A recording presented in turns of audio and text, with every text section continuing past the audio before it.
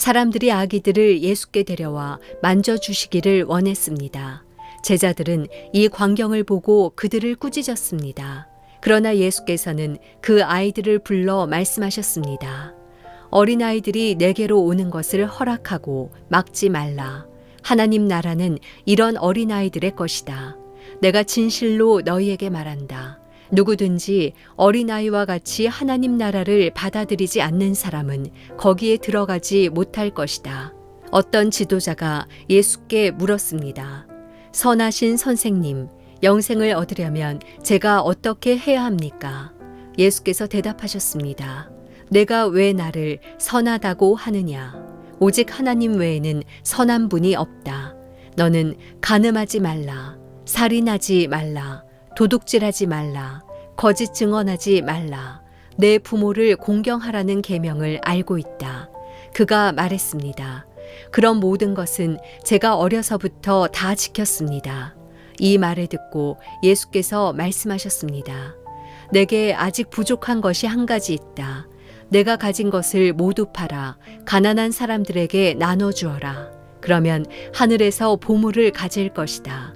그 후에 와서 나를 따라라. 그 사람은 이 말씀을 듣고 슬픔에 깊이 잠겼습니다. 그가 큰 부자였기 때문입니다. 예수께서 그를 쳐다보고 말씀하셨습니다. 부자들이 하나님 나라에 들어가기가 얼마나 어려운지 모른다. 부자가 하나님 나라에 들어가는 것보다 낙타가 바늘 구멍으로 지나가는 것이 더 쉽다. 이 말씀을 듣고 있던 사람들이 물었습니다. 그러면 누가 구원받을 수 있겠습니까? 예수께서 대답하셨습니다. 사람이 할 수 없는 일을 하나님께서는 하실 수 있다.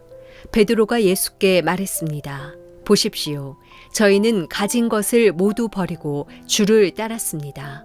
예수께서 그들에게 말씀하셨습니다. 내가 진실로 너희에게 말한다. 하나님 나라를 위해 집이나 아내나 형제나 부모나 자식을 버린 사람은 이 세상에서 여러 배로 받을 것이요. 또한 오는 세상에서 영생을 받을 것이다. 수요일 아침 기도회를 시작하겠습니다. 오늘도 주신 말씀 붙들고 믿음으로 사는 하루 되기 바랍니다.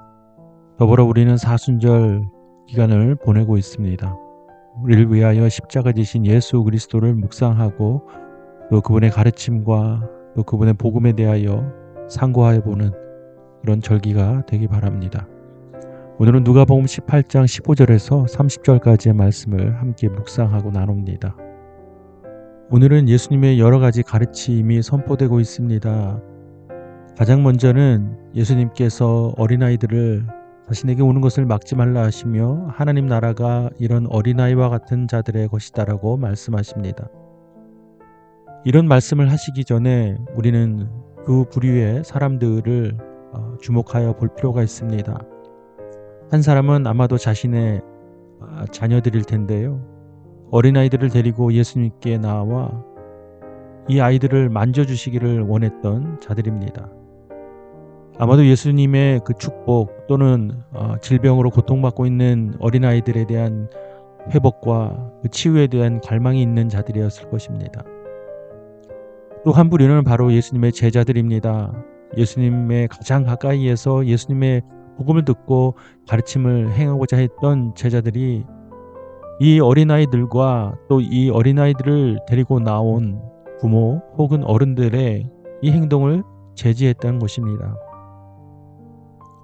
이것을 살펴보면 제자들은 아무래도 당시의 문화적인 배경에 사로잡혀 있지 않았을까라는 생각이 듭니다. 우리나라에서도 전통적으로 유교 사상 밑에서는 장유유서의 그런 어떤 규칙이 있었습니다. 어른들에 대한 공경 사상 때문에 어린아이들은 대접받지 못했고 인격적인 대우를 받지 못했습니다. 당시 유대 문화 배경 속에서도 어린아이들과 여자들은 소외받던 자들이었습니다. 아무런 능력도 없고 아무런 생산성도 없던 그저 하찮은 존재였을 뿐입니다. 그러니 제자들은 예수님을 따라다니지만 여전히 그들의 머릿속에는 당시 사회적인 분위기나 제도에 대해서 매여 있었다라는 것을 볼 수 있습니다.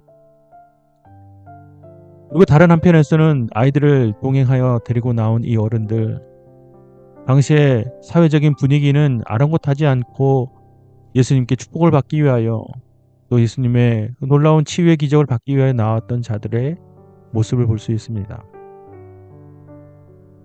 이러한 맥락이 오늘 예수님께서 주시는 가르침에 계속해서 이어집니다.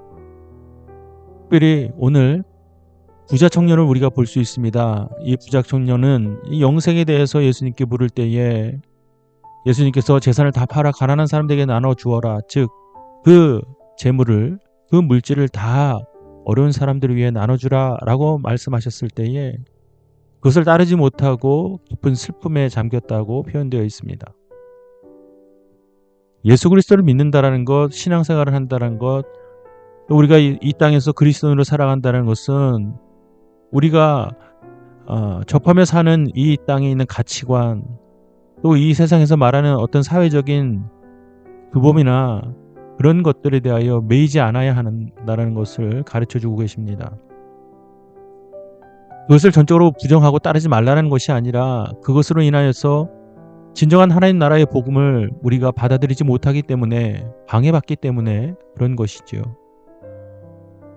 예를 들어 우리 마음속에서 다른 여성에 대한, 어린아이에 대한 그런 하찮은 마음이 있다라고 한다면 예수님 말씀하시는 어린아이는 하나님 나라의 것이다 라고 말씀하신 것에 대한 진정한 받아들임이 생길 수가 없을 것입니다. 또한 우리가 세상에서 말하는 물질관에 사로잡혀 있으면 예수님께서 말씀하신 그 영생의 길, 또 자유함의 길에 대해서 온전히 누리기가 어려울 것입니다. 우리는 세상적으로 매이지 말아야 할 그 세상의 문화, 가치, 모든 것에 대해서 복음을 통하여 자유로워져야 합니다. 그것에 종이 되어서는 안 될 것입니다. 잘 분별하여 그것을 잘 다루어야 할 것입니다.